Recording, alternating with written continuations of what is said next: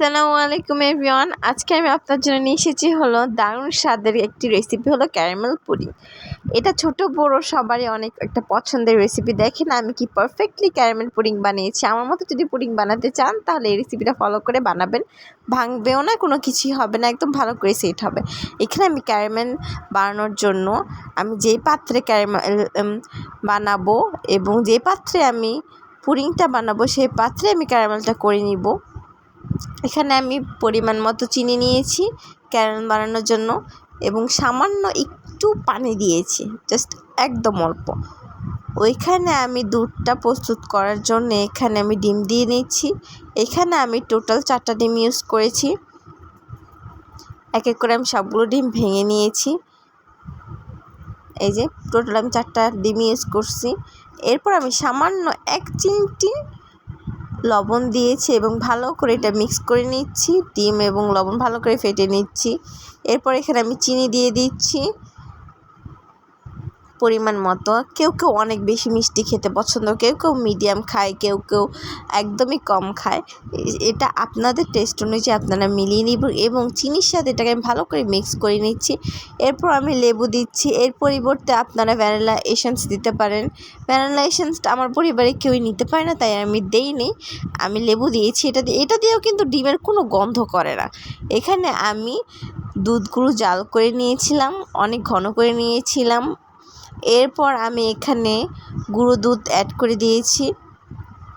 এই যে দেখেন আমার ক্যারামেলটা কি সুন্দরভাবে হয়েছে, কোনো পুড়ে নেই, কোনো কিছু হয়নি। দেখেন ঠান্ডাও হয়ে গেছে। এখন আমি দুধগুলো সুন্দর মতো এই ডিমের মিশ্রণটাতে দিয়ে দিব এবং সুন্দর মতো এটা মিক্স করে নেব একত্রে। খেয়াল রাখবেন ডিম আর দুধটা খুব ভালোভাবে মিক্স হয়ে যায়। এরপর আমি সেই পাত্রে এই টেক্সচারটা দিয়ে দিব এবং ঢেকে দিব। আমি একটা বড় পাতিলে এখানে পানি দিয়ে দিচ্ছি এবং স্ট্যান্ড দিয়ে নেবেন। পরে পুডিংয়ের পাত্রটা আমি এখানে দিয়ে দিচ্ছি। আপনারা 45 মিনিটের মতো এটা কুক করে নেবেন। 45 মতো কুক করে নিলে হবে, বেশি করা লাগবে না, কমও করা লাগবে না। পরে আপনাদের যদি পাত্রে কোনো ছিদ্র থাকে সেটা আপনারা বন্ধ করে দিবেন, কারণ জানি বাহিরের কোনো কিছু ভিতরে ঢুকতে না পারে।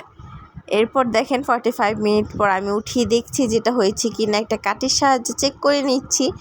এই দেখেন এই কাঠিতে কোনো পরিমাণে কিছু উঠে আসে নাই, তার মানে আমার পুডিংটা সেট হয়ে গেছে। আমি তাড়াতাড়ি খাবো তাই আমি একটু ডিপে রেখে দিয়েছি 5 থেকে 10 মিনিটের মতো। আপনারা রেখে দিতে পারেন, কোনো প্রবলেম হয় না। এই যে দেখেন শক্ত হয়ে গেছে। এরপর আমি এটাকে সাইড দিয়ে সুন্দর মতো আস্তে আস্তে কেটে নিচ্ছি। এখন দেখেন আল্লাহ বিসমিল্লাহ করে আপনারা উল্টায় দিবেন। এখানে অনেক ভয় করছিল আমার। দেখেন খুব ভালো করে আমার এটা সেট হয়েছে, এক ফোঁটাও ভাঙেনি, এক ফোঁটা। দেখেন এত পরিমাণ লোভনীয়, এত পরিমাণে সুন্দর লাগছিল তা বলার বাহিরে। এটা দেখে আমার আবার খেতে মন চাচ্ছে। আমার এটা অনেক পরিমাণে পছন্দ। আমার হাতের এই পুডিংটা আমাদের বাসায় সবাই অনেক অনেক পছন্দ করে। এভাবে আপনারা বাসায় ট্রাই করবেন, দেখবেন আপনার হাতের পুডিংয়ের প্রশংসায় সবাই পঞ্চমুখ হয়ে যাবে। সবাই বলবে আমাকে আরেকবার বানিয়ে খাও।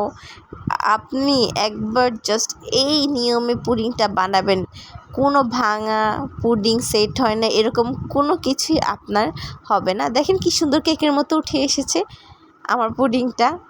কেউ কেউ আছে যে ভেঙে যায়, অনেকেরই আছে যারা প্রফেশনাল না সেট হলে সুন্দর করে। কেউ কেউ আবার জেলিটিন দিয়ে উপরে ক্যারামেলটা করে, এটা মোটেও ভালো লাগে না। এভাবে করবেন। এই ভিডিওটা ছিল এই পর্যন্ত। সবাই ভালো থাকবেন, সুস্থ থাকবেন। আল্লাহ হাফেজ।